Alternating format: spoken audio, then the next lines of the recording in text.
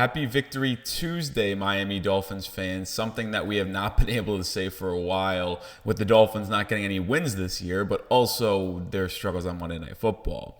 We're going to detail the overreactions coming out of that Monday Night Football win where they went on the road and beat the Rams 23-15, and if the playoffs are still on the table for the Miami Dolphins. But it is Victory Tuesday, and if you're fired up about that win, get in the comment section and flood it with W's. Club Dub is here. Listen, like I said, it's not something we get often this year, so we got to take advantage and celebrate for the few wins we do have. All right, let's get into some of the overreactions I have from this game. And I also just want to reiterate, and we said this on our post-game show yesterday, so if you didn't watch, we're going to talk here. I know it wasn't the prettiest win. You won 23-15. There was some turnovers in the first half, two of them on back-to-back possessions, a bad interception from Tua where he threw across his body over the middle of the field, bad throw. And then the next possession, he also made a bonehead play and fumbled with pressure in his face and didn't protect the football. So yes, there was some moments yesterday where it was ugly, but I will never apologize for a win, especially this season. And there are more positives to take away from this game than there are negatives. And the first overreaction we're going to have before we get into the playoff talk is that this defense is finally finding its footing. And maybe finally isn't the right word to use because they were extremely good in the first 6 games of the year, and the struggles really only came in the last 2 games against the Cardinals and Bills. But you can also just make the point that the Cardinals offense is playing as good as any offense in the entire NFL right now, and the Bills have always had the Dolphins number. Both of those teams scored 28 and 30 in back-to-back weeks and beat the Dolphins, who scored 27 in back-to-back weeks. But this entire year, the Dolphins have been one of the top teams on third down in the entire NFL in terms of defensively. And they struggled with that against the Cardinals and Bills, specifically in the second half. Well, they got back to a winning formula, which was not setting themselves up too negatively in the first 2 downs, like right, first, second down. You're forcing your opponent, in the Rams specifically, into 3rd and 5, 3rd and 7 and longer, just instead of the 3rd and 2, 3rd and 3s where Kyler Murray and Josh Allen were able to make things happen over the past 2 weeks. The Rams only went 3 of 12 on 3rd down.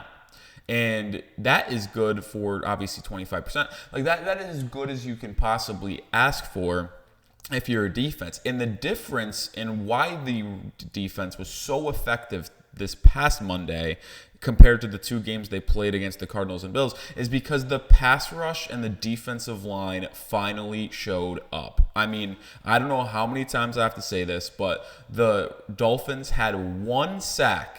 1 in the previous 3 games against the Colts, Cardinals, and Bills. They had 1 sack in all 3 of those games. The pass rush was absolutely atrocious. What was the difference yesterday? They had 4 sacks. They had 3 in the first half. And Chop Robinson is finally starting to get it together. He had 3 pressures in back-to-back weeks against the Cardinals and Bills. Had a sack last week. Had a sack in the first quarter of this game. Calais Campbell came to play. 2 PBUs and a sack. One of those PBUs resulted in an interception. Quinn Bell had a sack. I mean, this defensive line absolutely balled out. The Rams' offensive line is not good. I don't want to act like they just beat a great unit or anything like that. But considering how bad the pass rush has been, I will not complain about a game where they get tons of pressures on Stafford, including 4 sacks. Something I won't do, especially when you only had 10 sacks in your first 8 games. Like, you almost got half of that in 1 game. So Anthony Weaver dialed up some good blitzes.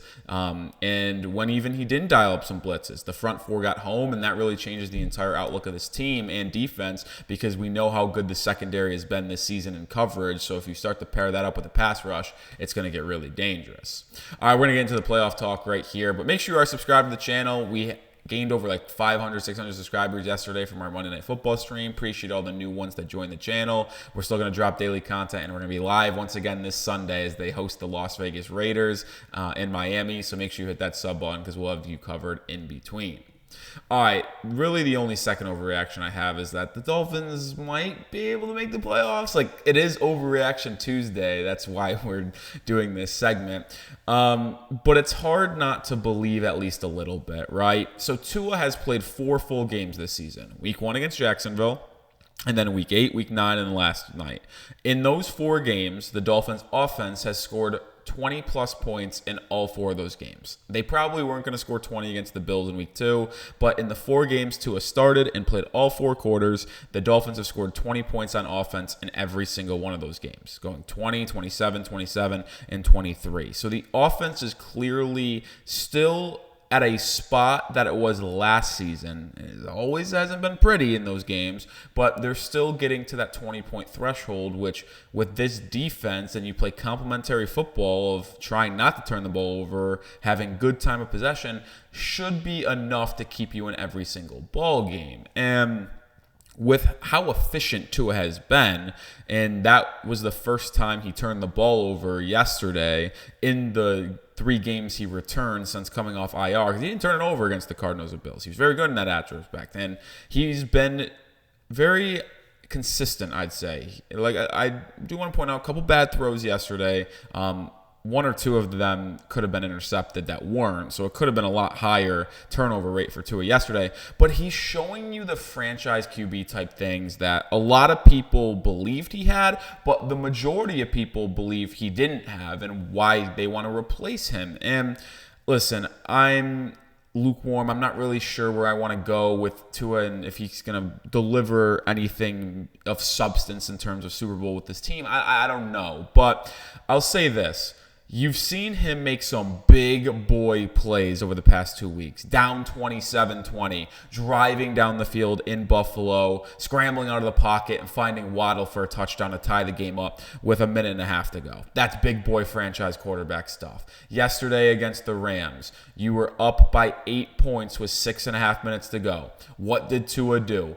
Took 4 minutes off the clock, got the Dolphins in field goal range to go back up by 2 scores, went up 11, and essentially ended that ball game. And on that drive, he had a 3rd and 6 scramble out of pressure, finding OBJ in a scramble drill over the middle of the field for a first down. Then he also had an unbelievable throw on 1st and 10. I believe it actually might have been the exact play after that. He just drops back in the pocket, hits his back foot, reads the defense, and throws an absolute earshot in between a safety and a corner on a zone coverage to Malik Washington coming out of his break for a 17-yard gain, which really set up the Dolphins for a field goal attempt from Sanders, 50 yards, which he was awesome yesterday too, by the way, to ice that game. So Tua is showing you he can do the franchise quarterback stuff. But the reason why I think you can really make a postseason push is because the bottom of the AFC is absolutely horrific.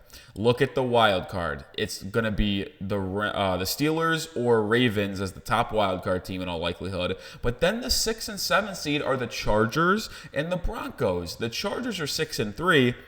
The Broncos are 5 and 5, so you're a game and a half back of Denver for the 7th spot. In between is sandwiched the Bengals and the Colts and teams like that, but those teams aren't playing at a good level. And when you look at the Dolphins' schedule, Raiders this week at home, Patriots the week after at home, with those 2 being at home and against bad teams, those 2 should be automatic wins. So I don't want to look ahead, but if you're looking at the potential playoff possibility, you are 5 and 6 after these next 2 weeks, which then just sets you up. Can you go 5 and 1? Because 10 and 7 will get you into the playoffs. Can you go 5 and 1 in your last 6?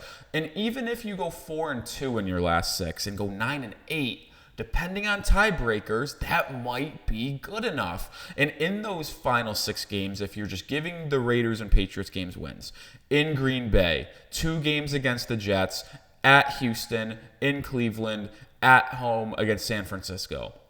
The Jets are bad. They might have quit on the season at this point, if we're going to be honest. So let's just say you beat the Jets twice. Well, then that now cuts down what you have to do in the remaining 4 games significantly. And all you got to do is go 3 and 1 or 2 and 2 in those 4 games against Green Bay, Cleveland, Houston, and San Francisco. In Cleveland should be a win, right? Like, the Browns are a bad football team. I get it's in Cleveland in January and late December, but that should be a win. So now you really look at the schedule, and if you take care of the teams you should be, the 2 Jets games, Raiders, Patriots, Browns, you only have to go 2 and 1 against the Packers, Texans, and Niners. The Texans are playing bad football. They look like they've regressed quite a bit. They've also lost Stephon Diggs for the year, and their offensive line is putrid. In Green Bay on Thursday Night Football is going to be brutal, and hosting San Francisco in Week 16 is going to be bad as well, but at least it is in your own building in Miami, and the 49ers have not looked as crisp and sharp as they usually do, but that could change by the time we get to the end of the season. So I'm not going to project them to go 9-8, 10-7, but you could at least see the pathway and the possibility. And we mentioned the remaining schedule for Miami, right? They actually have the third easiest strength of schedule remaining in the entire National Football League. Those combined last 8 opponents of the Dolphins have a winning percentage of .395. That is third easiest in the NFL. The only 2 teams that have an easier schedule than you are the Tampa Bay Buccaneers and Indianapolis Colts. And the Colts are above you in the standings and have the tiebreaker, so that's not the greatest thing for Miami. But I don't know if I'll believe in Anthony Richardson or Joe Flacco to lead them to win. So the chances of making the playoffs, they're slim, but they're not nothing because of how easy your schedule is and how well Tua Tagovailoa is starting to play, and this team is playing complementary football. But let me know your thoughts. Do the Dolphins have a chance to make the playoffs? Type Y for yes or type N for no. All right, that's going to do it for today's show. Listen, I don't want to try to instill too much hope in the fan base, but you have an opportunity with an easy schedule to go on a run. And when you go look around the rest of the league for opposing team schedules, let's look at the team real quick before we get out of here in the Los Angeles Chargers that hold the 6th seed. They are 6-3, but I think they have the easiest schedule in the NFL, and their schedule in the final games are tough. Cincinnati, Baltimore, Atlanta, Kansas City, Tampa Bay, Denver. Yes, they have the Patriots and Raiders to close, but both those games are on the road. So, the Chargers schedule is brutal over the next 6 games, which I'm not giving them easy wins at all. So they could falter coming down the stretch. And then when you look at the Denver Broncos schedule, let me pull that up real quick. I just don't think these teams are going to run away with it. And specifically with Denver, they're 5-5. They hold the last spot.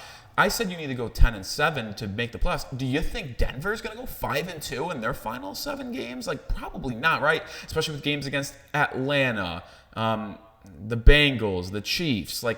Even if they lose those 3 games and they go 4-3 down the final, or with that, hold on, 4-3, they're 9-8. Maybe you have the tiebreakers if you go 9-8. So it's certainly possible to go on a run here based off your schedule, based off schedules around other teams. You just need to play sound football, and Tua needs to continue to play this well, and the defense needs to stack these performances, and this defensive pass rush needs to continue, and then they'll have a chance. I really do think that. But that's going to do it for Overreaction Tuesday. We'll see you live later today. We'll be live on the channel breaking down some more news and rumors, because there are a lot of injury news we have to talk about after Kendall Fuller left, Robert Jones. So hopefully we'll have updates from Mike McDaniel then. So make sure you subscribe, and we'll see you later. Go Fins.